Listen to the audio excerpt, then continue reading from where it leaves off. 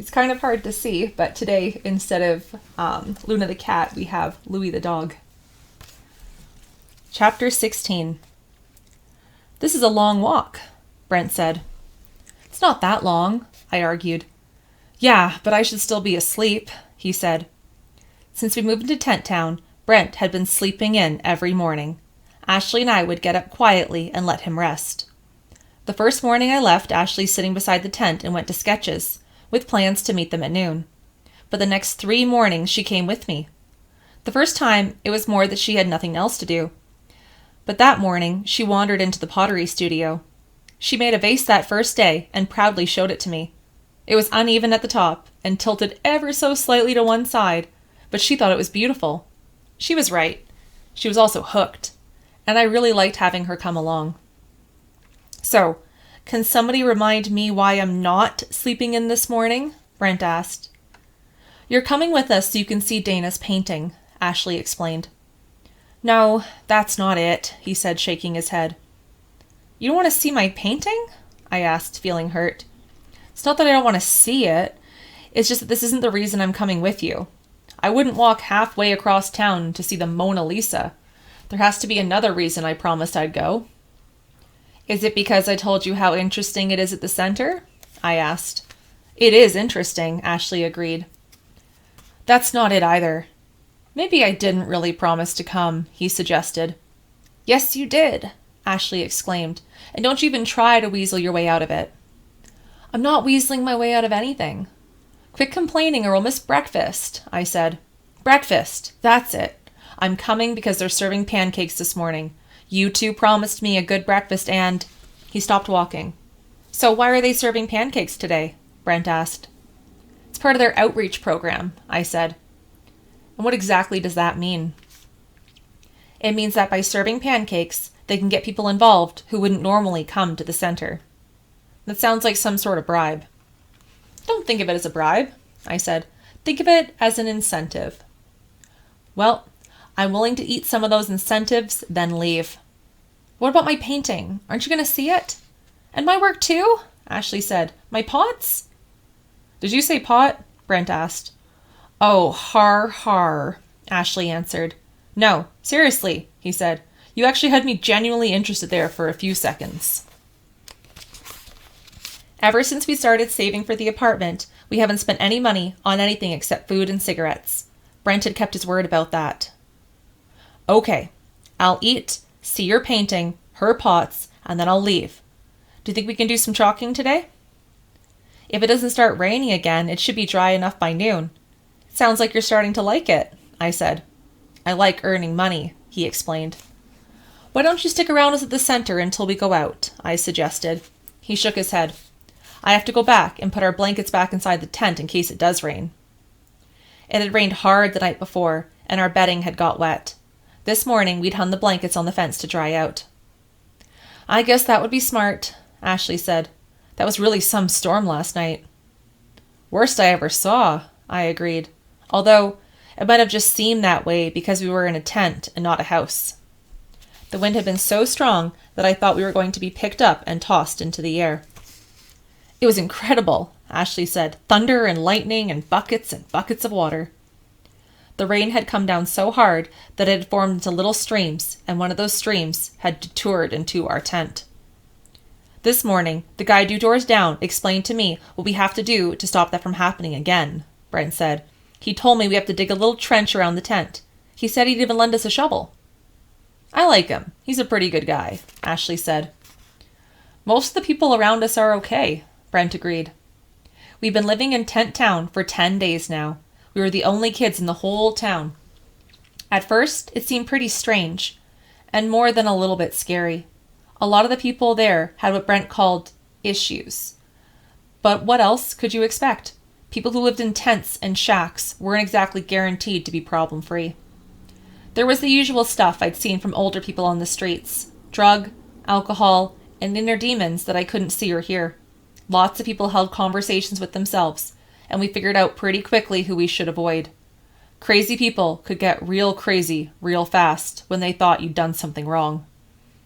Most people in Tent Town seemed okay, friendly, talkative. Some of them even went out of their way to be nice to us. We came home one day, and a woman at the end of the row had been cooking a stew, and she insisted that we joined her.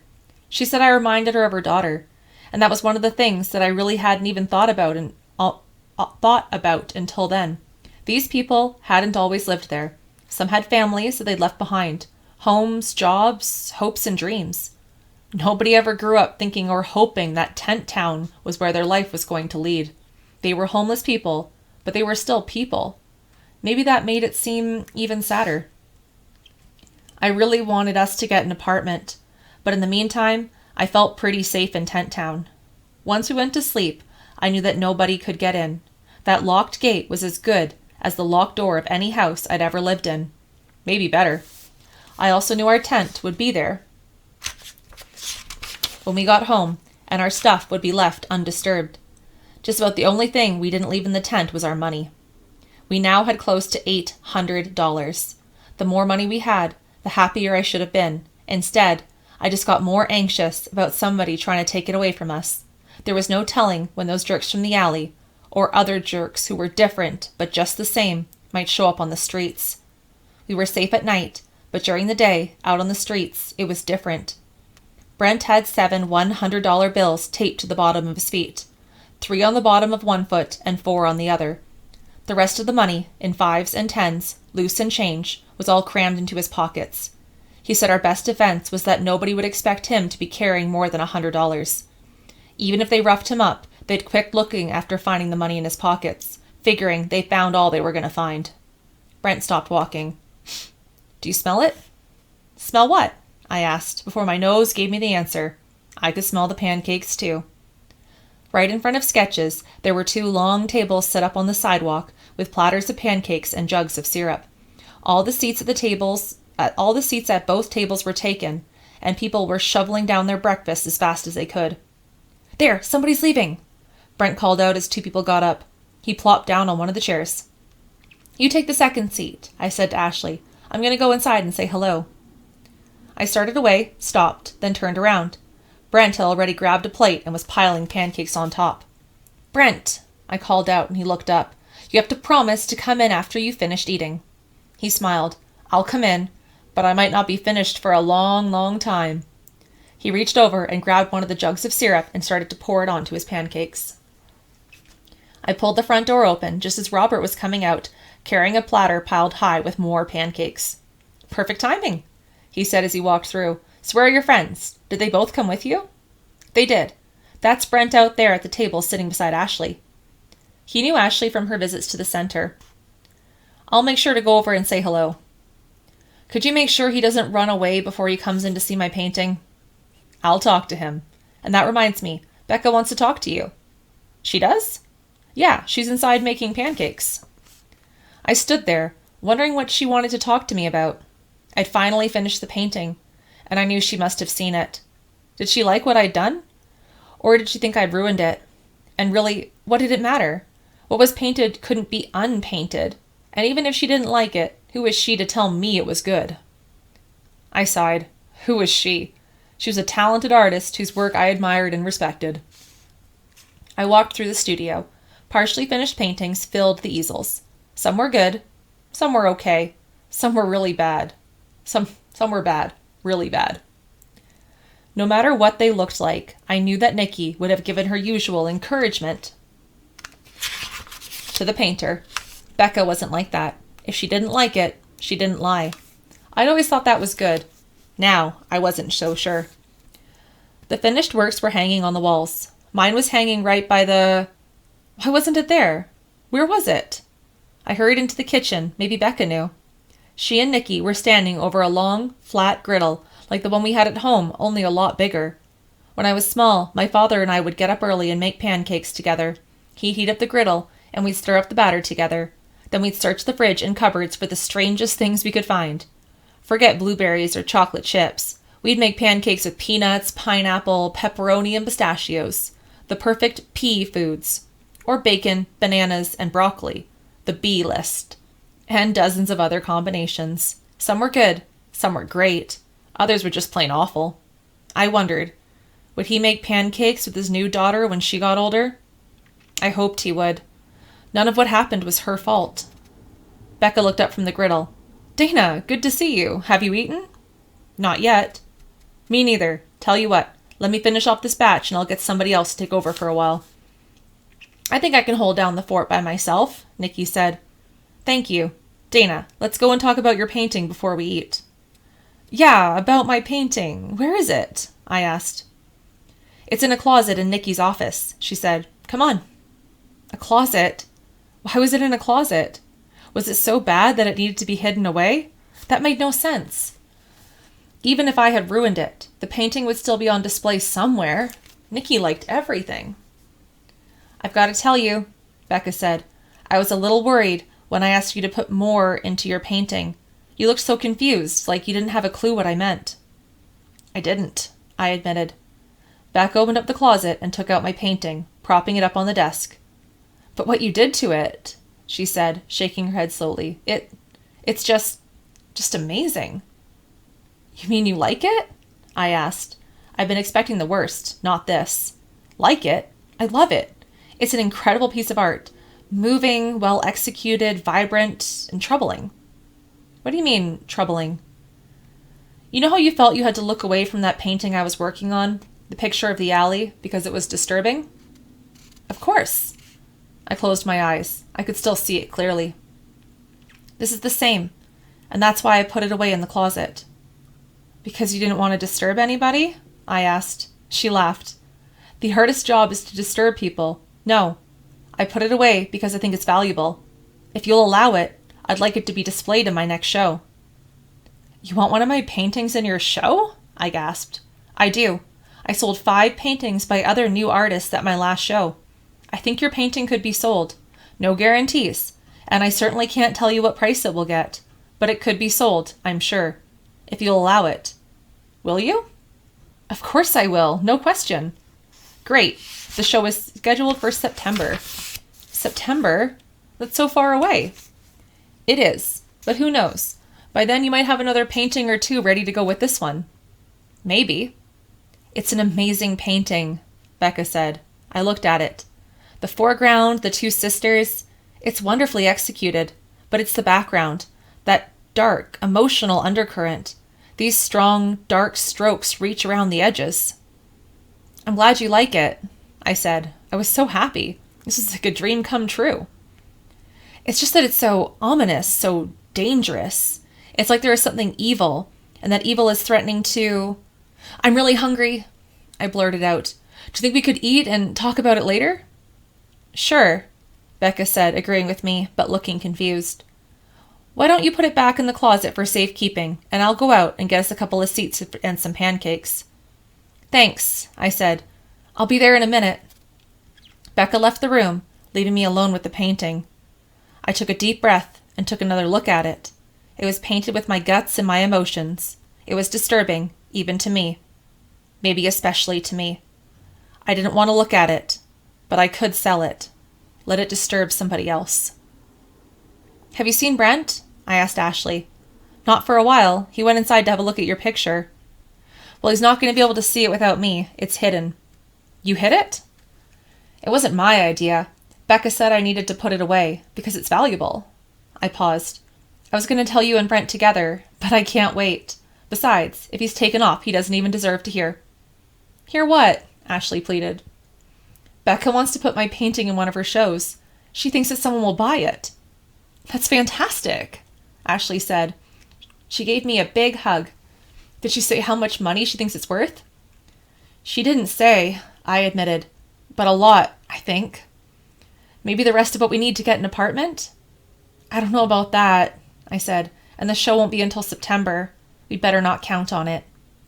So, back to the sidewalk chalk, she said. Either way, it's your art that's getting us where we want to go. Wow, that felt really good. And I was glad she was so confident. More confident than I was, really. We finally found Brent in the design and technology studio. He was standing with another guy, the funny little guy who was always in there working. They were standing over top of a motorized scooter. Brent looked up, smiled, and waved. Hey girls, this is Gizmo. Have you met him before? No, I said. Of course, I'd seen him around, but the guys who worked in the design and tech studios didn't tend to mingle with the other artists that much. Gizmo reached out a dirty, greasy hand for us to shake. I really didn't want to, but I didn't have much choice. Gizmo here is a genius, Brent declared. I don't know about genius, but he did have a kind of deranged, mad scientist thing going on, with his hair sticking up, thick glasses, and strange clothes. He made this incredible scooter, Brent said. Tell them about it. Gizmo started blabbering on about engine displacement and speed and gear ratios, two-stroke engines, and a bunch of other stuff. I knew he was speaking English. I recognized the actual words, but he might as well have been speaking a foreign language for all I understood. What I saw was a motorized scooter, a very cool motorized scooter with a custom paint job. It looked as though it would be fine to ride on. And you know what's even more amazing? Brent asked. He made this whole thing from spare parts and pieces. Pretty amazing, Ashley said, and I nodded encouragingly. And what's even more amazing is that he can put one of these scooters together out of parts that are worth less than $300, and he can sell them for up to $1,000. Isn't that something? That's good profit, I agreed. That's a great profit, Brent said. He turned to Gizmo. Do you think you could leave so I could talk to the girls? Gizmo nodded and left us alone in the studio. I wanted to talk to you two about something. A way to more than double our money in the next 2 weeks, Brent said. What'd you have in mind? Ashley asked. You've met Gizmo, and you've seen his scooter, he said, patting it on the seat. You want to buy a scooter? I asked in shock. Not buy one, build one. Gizmo is willing to teach me how to build these. That would be incredible, Ashley said.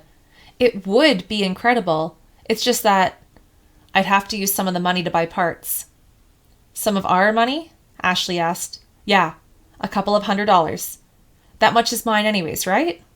But we're saving to get an apartment for all of us. We're almost there, I reminded him. I'm just planning for the future, he said. But the apartment is our future, together, Ashley said. Don't you want to be with us? Of course I do. It's just that I'm looking farther ahead. I have to figure out where I'm going to be, what I'm going to do. Even after we get the apartment, we're going to have to keep making the rent, plus money for our food and other expenses. I have to do something. I don't want to just end up right back on the street with no way of making a living except scrounging for cash. But it sounds like you're telling me it's a choice between our apartment and you taking a chance on this scooter business, and I think... Ashley began. Can't we do both? I asked. They both looked at me. We just keep saving. If we can save 1,000, we can save 1,200. So we stay at Tent Town a week or so longer. There are worse places to be. They both thought for a moment, then nodded their heads in agreement. Deal? I asked. Deal, Ashley said. Brent reached over and wrapped one arm around me and the other arm around Ashley and pulled us close. Thanks for understanding. This will all work. As long as we work together, I said, I think we can all have what we want.